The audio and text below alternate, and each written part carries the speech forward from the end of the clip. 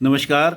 आपका बहुत बहुत स्वागत है महिलाओं की सबसे ज़्यादा प्रतिष्ठित पत्रिका गृहलक्ष्मी के फेसबुक लाइव सेशन में मेरे साथ जुड़ने के लिए। मैं हमेशा परिवार की बात करता हूँ, रिश्तों की बात करता हूँ, खुशियों की बात करता हूँ, सफलता की बात करता हूँ, जीवन में जीने का पूरा आनंद लेने की बात करता हूँ। आज भी मैं वही दोहराऊंगा जो मैं हमेशा से करता आया हूँ, यानी आपको खुशियों की सौगात देने के साथ साथ कुछ काम की बातें और भी बताऊंगा। आज सवेरे जब मैं सैर कर रहा था तो मेरे एक मित्र ने, जो मेरे साथ ही सैर कर रहे थे, कुछ ऐसा कहा कि मैं चौंक गया।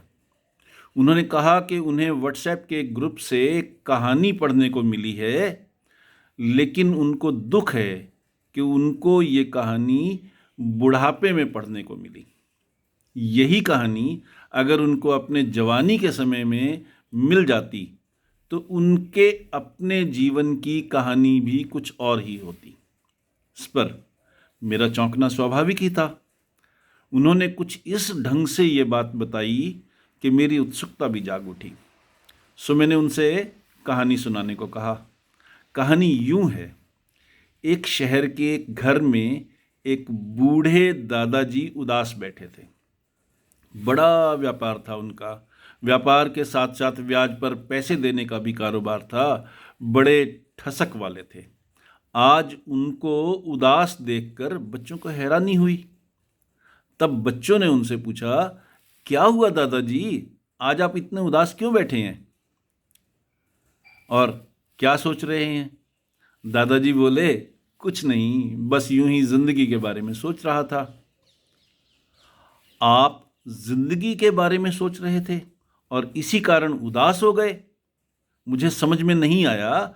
आपकी तो बहुत शान है, भरा पूरा परिवार है, पोते पोतियां हैं, आपने मेहनत करके बहुत बड़ा व्यापार खड़ा कर लिया। कमी कहाँ है जो आप जैसा आदमी उदास बैठा है? उनके बच्चों में से एक बड़े बच्चे ने हैरान होकर उनसे ये पूछा। दादाजी कुछ देर सोचते रहे और फिर बोले, जब मैं छोटा था तो मेरे ऊपर कोई जिम्मेदारी नहीं थी। मेरी इमेजिनेशन की भी कोई लिमिट नहीं थी। मैं दुनिया बदलने की बातें सोचा करता था। जब मैं थोड़ा बड़ा हुआ, बुद्धि कुछ बढ़ी, तो सोचने लगा कि ये दुनिया बदलना तो बहुत मुश्किल काम है। इसलिए मैंने अपना ऑब्जेक्टिव थोड़ा छोटा कर लिया, लक्ष्य थोड़ा छोटा कर लिया, उसको ठीक कर लिया, करेक्ट कर लिया और सोचा, दुनिया ना सही, मैं अपना देश तो बदल ही सकता हूँ ना। पर जब कुछ और समय बीता, मैं अधेड़ होने को आया, तो लगा ये देश बदलना भी कोई मामूली बात नहीं है। हर कोई ऐसा नहीं कर सकता है, कम से कम मैं तो नहीं कर सकता। चलो, मैं बस अपने परिवार और करीबी लोगों को ही बदलता हूँ। पर अफसोस, मैं वो भी नहीं कर पाया। और अब जब मैं इस दुनिया में कुछ दिनों का ही मेहमान हूँ, तो मुझे एहसास होता है कि बस अगर मैंने खुद को बदलने की राह पकड़ी होती तो मैं तो बदलता ही, मुझे देखकर मेरा परिवार भी बदल जाता। और क्या पता, उनसे प्रेरणा लेकर कुछ और लोग भी बदल जाते। देश बदलता या न बदलता, पर हमारे आसपास की दुनिया जहां हम रहते हैं, वहां की दुनिया ज़रूर बदल जाती। कहानी अभी बाकी है। कहानी हम जारी रखेंगे और कई और काम की बातें भी बताएंगे, पर पहले हम इस खास सेशन के लिए गृहलक्ष्मी की टीम का धन्यवाद कर लें, जिनकी मेहनत से ये सेशन पॉसिबल हो पाते हैं और हम और आप एक दूसरे के रूबरू होते हैं हर हफ्ते। तो एक बार फिर आपका बहुत बहुत स्वागत है महिलाओं की सबसे ज़्यादा प्रतिष्ठित पत्रिका गृहलक्ष्मी के फेसबुक पेज के मेरे इस लाइव सेशन में। इस प्रोग्राम में हम हर हफ्ते रविवार को शाम 5 बजे एक नया टॉपिक लेकर हाजिर होते हैं। हमारा आज का टॉपिक है जिंदगी जिंदाबाद। मैं हूं पीके खुराना। मैं एक integrated success and happiness coach हूं, यानी मैं यह ट्रेनिंग देता हूं कि हम सफल कैसे हों और सफलता के साथ साथ सच्ची खुशी कैसे हासिल करें। Holistic success coupled with genuine happiness. या यूं कहिए कि सक्सेस ड्रिवन बाय हैप्पीनेस। और इस प्रोसेस में मैं दिल से, दिमाग से, आत्मा से कूड़ा चुन लेता हूँ। I am the rag picker of the soul. आपको मालूम ही है कि आप सबके लाभ के लिए गृह लक्ष्मी की ओर से इस प्रोग्राम को रिकॉर्ड भी किया जा रहा है, ताकि आप जब चाहें इसे दोबारा भी देख सकें, या फिर आप हमारे यूट्यूब चैनल हैप्पीनेस गुरु पीके खुराना पर भी इसे देख सकती हैं। मेरे यूट्यूब चैनल पर 4-4, 5-5 मिनट के कई छोटे छोटे वीडियोस भी हैं जो बहुत पसंद किए जाते हैं। आपको अच्छा लगे तो मेरा चैनल सब्सक्राइब कर लीजिए। यूट्यूब पर जाइए और सर्च बॉक्स में टाइप कीजिए हैप्पीनेस गुरु पीके खुराना, तो मेरा चैनल सामने आ जाएगा। आप चाहें तो सब्सक्राइब कर लीजिए, आपकी इच्छा है। मैं सिर्फ इन्फॉर्मेशन दे रहा हूँ, सब्सक्राइब करना या न करना आपकी चॉइस है। आइए अब आज के टॉपिक की बात करते हैं, और आज का टॉपिक है जिंदगी जिंदाबाद। हम उस कहानी की बात कर रहे थे जो मेरे दोस्त ने आज सवेरे ही मुझे सुनाई, और उन्होंने कहा कि अगर उन्होंने ये कहानी बचपन में कहीं सुन ली होती तो उनका जीवन ही बदल जाता। कहानी जो हमने बताई अभी वो ये है कि दादाजी उदास बैठे थे। हालांकि वो सफल बिजनेसमैन थे और परिवार भी भरा पूरा था। उनके बच्चों ने उनका उदासी का कारण पूछा तो उन्होंने कहा कि बचपन में वो दुनिया बदलने के मंसूबे बनाते थे।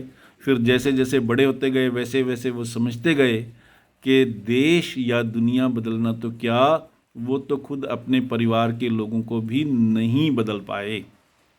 और इस उम्र में जाकर उन्हें एहसास हुआ है कि उन्हें किसी दूसरे को नहीं बल्कि खुद को बदलने की कोशिश करनी चाहिए थी। अगर वो ऐसा करते तो उनके आसपास रहने वाले लोग उनसे इंस्पायर होकर वही बदलाव खुद में भी लाते जो उन दादाजी में आया होता। दादाजी की बात सुनकर बच्चे ने शंका जाहिर की कि दादाजी आप ऐसा कैसे कह रहे हैं, आप बदलें या न बदलें, आपको देखकर कोई दूसरा क्यों बदलेगा। तो दादाजी ने उस बच्चे की शंका का समाधान करते हुए कहा, हम सब हर किसी से कुछ न कुछ सीखते हैं, कुछ प्रेरणा लेते हैं, कोई इंस्पिरेशन लेते हैं। हम सब का कोई न कोई रोल मॉडल होता ही है, कोई हीरो होता है, कोई आदर्श व्यक्ति होता है और हम उस जैसा बनना चाहते हैं। ये एक नेचुरल बात है। अगर मैं इस छोटी सी बात को पहले समझ पाता तो शायद मैं ज़्यादा खुश होता, शायद क्या, ज़रूर ही ज़्यादा खुश होता। दादाजी ने कुछ उदासी भरे स्वर में कहा। मैं अपने पड़ोसी रमेश जी को देखता हूँ, मेरी ही उम्र के हैं, हमेशा खुश रहते हैं, हमेशा मुस्कुराते हैं, खुद भी खुश रहते हैं और दूसरों को भी खुश रखते हैं, किसी की बात का बुरा नहीं मानते। किसी ने कुछ गलत कह दिया तो बड़े मीठे शब्दों में जवाब देते हैं। उनका परिवार ही नहीं, आसपास के लोग भी उनसे कितना प्रेम करते हैं। हम दोनों अच्छे दोस्त हैं, वो हमारे जैसे अमीर नहीं हैं, पर लोग उनके पास बैठना पसंद करते हैं। मेरे पास तो वही आता है जिसे पैसे की ज़रूरत होती है। ये कहते कहते दादाजी की आंखें नम हो गईं और वो धीरे से बोले, बच्चों तुम मेरे जैसी गलती मत करना, कुछ और बदलने की कोशिश न करना, बस खुद को बदलना, बाकी सब अपने आप बदलता चला जाएगा। वो इतना कह ही रहे थे कि तभी उनके वही पड़ोसी दोस्त रमेश जी वहाँ आ गए। सभी बच्चे उन्हें छोटे दादाजी कहकर बुलाते थे। इतने बच्चों को इकट्ठा देखकर वो एकदम खुश हो गए। उन्हें यूं आया देखकर बच्चे भी खुश हो गए। और अब बच्चों ने अगला सवाल उनसे किया, छोटे दादाजी अभी आप ही की बात हो रही थी और दादाजी आपकी प्रशंसा कर रहे थे। दादाजी ने सच ही कहा है कि लोग आपके पास बैठना पसंद करते हैं, आप हमें इसका सीक्रेट बताइए। रमेश जी मुस्कुराए और बोले, दो बातें ऐसी हैं जो सच हैं, सब पर लागू होती हैं और सब उनसे फ़ायदा उठा सकते हैं। पहली बात तो यह है कि हमारी महंगी चीज़ों से, महल जैसे बड़े और शानदार घर से, बड़ी गाड़ी से या हमारे ब्रांडेड कपड़े देखकर कोई हमसे इम्प्रेस नहीं होता। लोग देखते हैं, उनकी आंखें हैरानी से और प्रशंसा से फैलती हैं, पर वो उस चीज़ की प्रशंसा होती है, हमारी नहीं।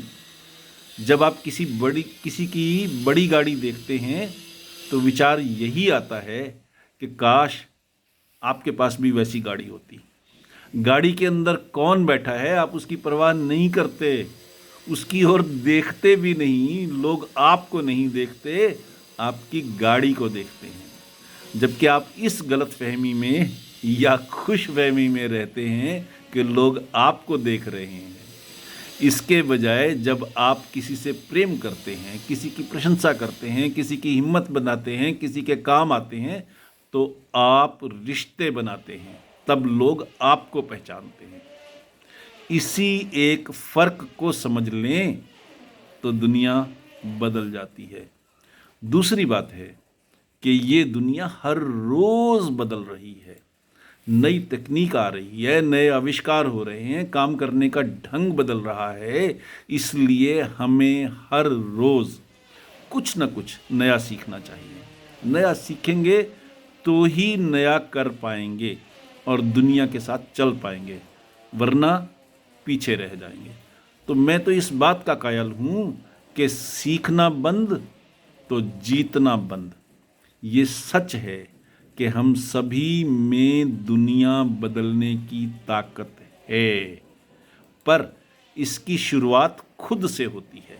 कुछ और बदलने से पहले हमें खुद को बदलना होता है, खुद को तैयार करना होता है, अपनी योग्यता बढ़ानी होती है, अपने दृष्टिकोण को सकारात्मक पॉजिटिव बनाना पड़ता है, अपने साहस को फौलाद करना होता है, और तभी हम वो बदलाव लाने के काबिल हो पाते हैं जो हम सचमुच लाना चाहते हैं।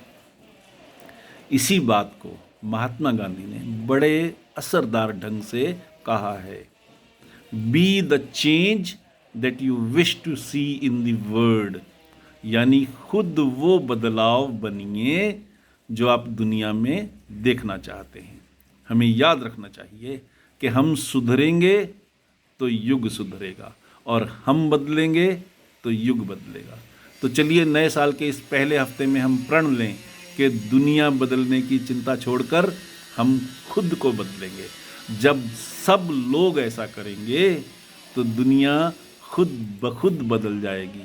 आज से, अभी से हम खुद वो बदलाव बनते हैं जो दुनिया में देखना चाहते हैं। दुनिया बदल जाएगी, बदल ही जाएगी।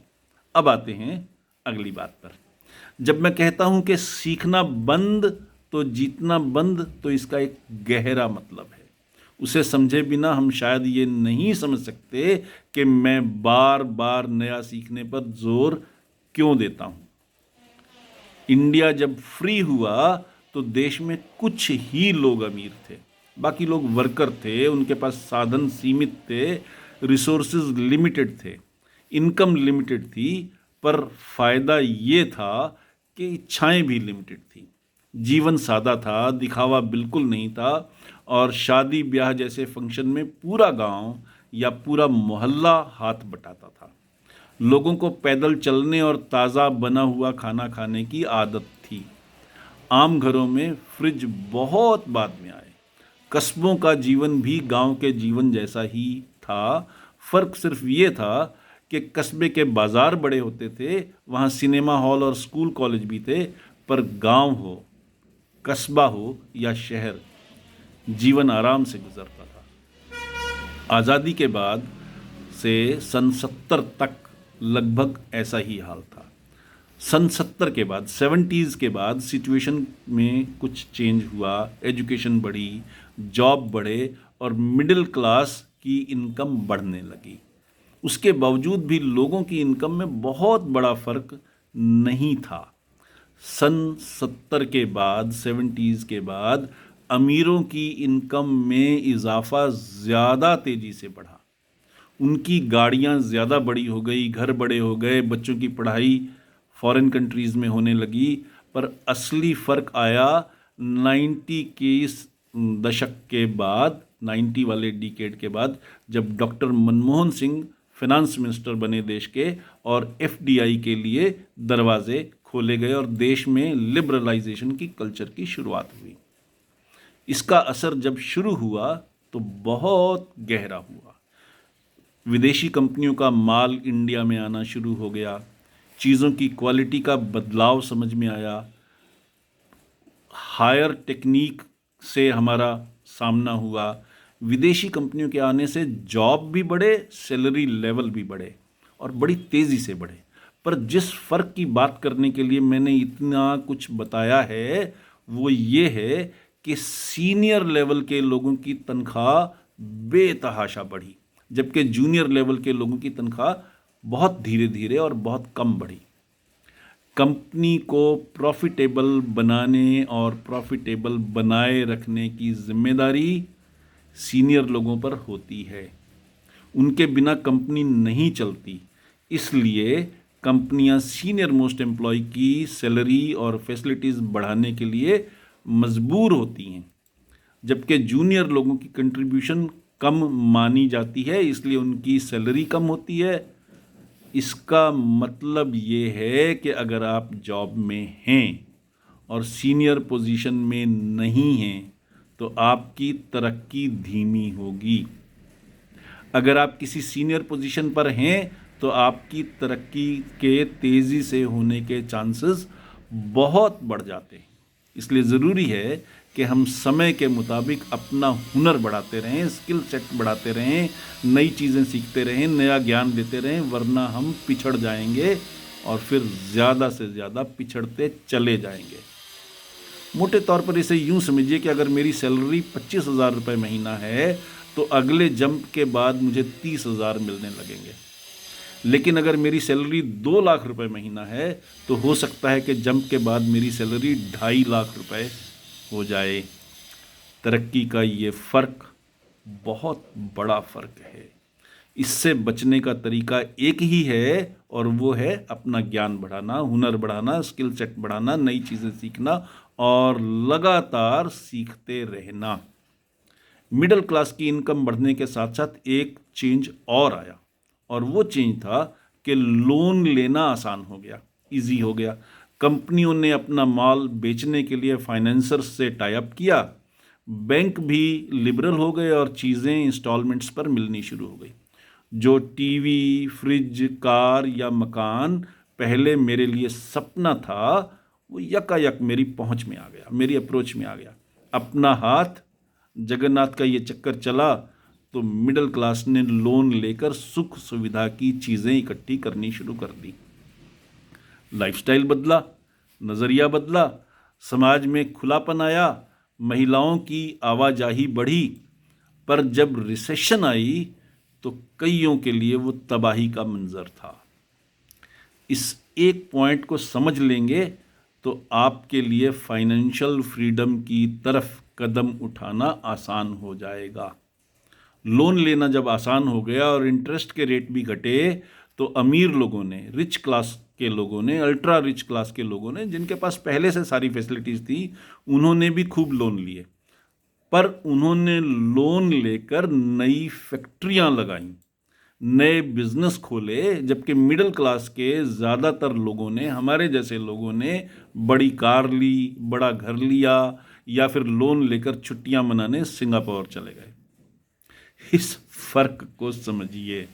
अमीरों ने लोन लिया बिजनेस बढ़ाने के लिए, जिससे उनका बिजनेस बढ़ा तो इनकम और ज़्यादा बढ़ गई, जबकि मिडिल क्लास के ज़्यादातर लोगों ने लोन लिया लग्जरी के लिए, सुख सुविधा इकट्ठी करने के लिए। रिजल्ट ये हुआ कि अगर उनकी तनख्वाह बढ़ी तो ईएमआई शुरू हो गई। यही नहीं, ईएमआई के अलावा खर्च भी बढ़ गया। बड़ी कार आ गई तो पेट्रोल की खपत बढ़ गई, सर्विसिंग महंगी हो गई। बड़ा घर लिया तो नया फर्नीचर आ गया, बड़े घर के रख रखाव का, मेंटेनेंस का खर्च बढ़ गया। मेड एक के बजाय 2 हो गई। ये छोटी छोटी बातें थी पर ठीक चल रहा था क्योंकि तनख्वाह लगातार आ रही थी। लेकिन जब रिसेशन आई तो लाखों की तादाद में नौकरियां चली गई, लोग अचानक सड़क पर आ गए और ईएमआई गले की फांस बन गई। कोविड के दौरान अब फिर एक बार ऐसा ही हुआ है। लोगों की नौकरियां गई हैं, बिजनेस बंद हुए हैं और बेतहाशा बढ़े हुए खर्च ने सारा बजट बिगाड़ दिया है। तो सबक ये है कि ज़िंदगी का मज़ा लीजिए, ज़रूरी हो तो लोन भी लीजिए, लेकिन इस बात का ख्याल ज़रूर रखिए कि कोई मुसीबत आए तो लोगों के सामने हाथ ना फैलाना पड़े। मुसीबत आए तो आपके पास इतनी सी सेविंग हो कि आप अपनी उस सेविंग से मुसीबत का मुकाबला कर सकें। जो बात मैंने पहले कही थी, कहानी सुनाकर कही थी, उसे ही दोबारा दोहराना चाहूँगा क्योंकि वो बड़ी इम्पॉर्टेंट बात है। मान लीजिए कि अगर मैं जगुआर कार खरीद लूँ और उसमें घूमने लगूँ तो लोग मेरी कार देखेंगे, पर उनकी जो पहली रिएक्शन होगी वो यही होगी कि काश ऐसी ही कार उनकी भी होती। कार में मैं बैठा हूँ या कोई लंगूर बैठा है, इससे लोगों को फर्क नहीं पड़ता, क्योंकि लोग मुझे देख ही नहीं रहे। वो असल में कार को देख रहे होते हैं और मैं समझता हूँ कि मुझे देख रहे हैं। वो कार से इंप्रेस हो रहे हैं और मैं समझता हूँ कि मेरा इंप्रेशन जम गया। मैं तो उनके लिए लंगूर हूँ, अंगूर तो कार है, मैं नहीं। इसलिए किसी की बराबरी करने के लिए अपना खर्च मत बढ़ाइए। अपनी टोटल इनकम का हिसाब रखिए, टोटल खर्च का हिसाब लगाइए और कम से कम 6 महीने के खर्च का पैसा बैंक में रखिए, लिक्विड, खड़े पैर। आप कोई शेयर प्रॉफिट में नहीं बेच सकते, प्रॉपर्टी नहीं बेच सकते। सोना भी खरीदा होगा तो बेचते वक्त बहुत दुख होगा, पर अगर घर में पैसा है, लिक्विड मनी है, तो बहुत सी परेशानियों से बचा जा सकता है। किसी की नकल मत कीजिए, जेलसी के कारण अपना नुकसान मत कीजिए, खर्च कीजिए, कंजूसी मत कीजिए, पर पैसा उड़ाने की आदत के शिकार मत बनिए। पैसे से जुड़ी एक और बात समझिए कि अगर आपके पास कुछ एक्स्ट्रा बचत है तो उसे बैंक में ही मत रखिए, कहीं ऐसी जगह इन्वेस्ट कीजिए जहां से आपको एडिशनल इनकम हो सके। मैं कोई फाइनेंशियल एडवाइज़र नहीं हूं, इसलिए मैं इस बात के लिए क्वालिफाइड नहीं हूं कि आपको ये सलाह दे सकूं कि आप पैसा कहां इन्वेस्ट करें। उसके लिए किसी एक्सपर्ट की सलाह लीजिए, इन्वेस्ट कीजिए ताकि आपको रिटर्न मिल सके, ताकि आपकी इनकम बढ़ सके, ताकि आपके लिए ज़्यादा खर्च करना भी सुविधाजनक हो सके। इन्वेस्ट करते समय यह भी ध्यान रखें कि अगर इन्वेस्ट करते में जोखिम बहुत बड़ा ना हो, रिस्क बहुत बड़ा ना हो। जोखिम ऐसा लीजिए, रिस्क उतना लीजिए कि सारा पैसा डूब जाए तो भी आपको फर्क ना पड़े। जोखिम लेने का साधारण सा नियम है, यूनिवर्सल प्रिंसिपल है कि अगर लगाया हुआ सारा पैसा डूब जाए तो भी आपके पास अगली इन्वेस्टमेंट के लिए पैसा बचा रहे। जोखिम बस इतना ही लेना चाहिए। बड़े लाभ के लालच से बचकर इस संयम के साथ चलेंगे तो कभी भी पछताने की नौबत नहीं आएगी। हेरा फेरी के लिए मजबूर नहीं होना पड़ेगा, लोगों के सामने हाथ नहीं फैलाना पड़ेगा। हर तरह के जोखिम में इतना सा संयम ज़रूर रखिए। पैसे के बारे में एक आखिरी नुक्ता और उसके बाद हम खुशियों की बात करेंगे, ताकि ज़िंदगी हमेशा जिंदाबाद जिंदाबाद जिंदाबाद होती रहे। पैसे का आज का आखिरी नुक्ता ये है कि अगर आप नौकरी में हैं और बिजनेस में आना चाहते हैं तो सेफेस्ट तरीका ये है कि पहले उस बिजनेस की बारीकियों को समझिए। माल कहाँ बिकेगा, कैसे बिकेगा, उससे भी बड़ा क्यों बिकेगा, कौन खरीदेगा, कितने में खरीदेगा, क्यों खरीदेगा। इन सब बातों की जानकारी इकट्ठी कीजिए। एम्प्लॉय कहाँ से मिलेंगे, कितने में मिलेंगे, आपके पास क्यों आना चाहेंगे, ऑफिस कहाँ होगा, कितना बड़ा होगा, ऑफिस के बाकी खर्च क्या क्या होंगे। इन सब बातों पर ध्यान दिए बिना बिजनेस शुरू कर लेना सुसाइड के बराबर है।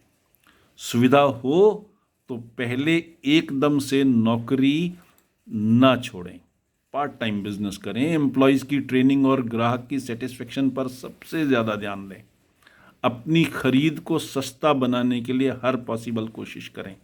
शुरू में बहुत सी परेशानियां होंगी, झटके लगेंगे, लोग अचानक नौकरी छोड़ जाएंगे, आपको बैकअप का इंतज़ाम रखना है।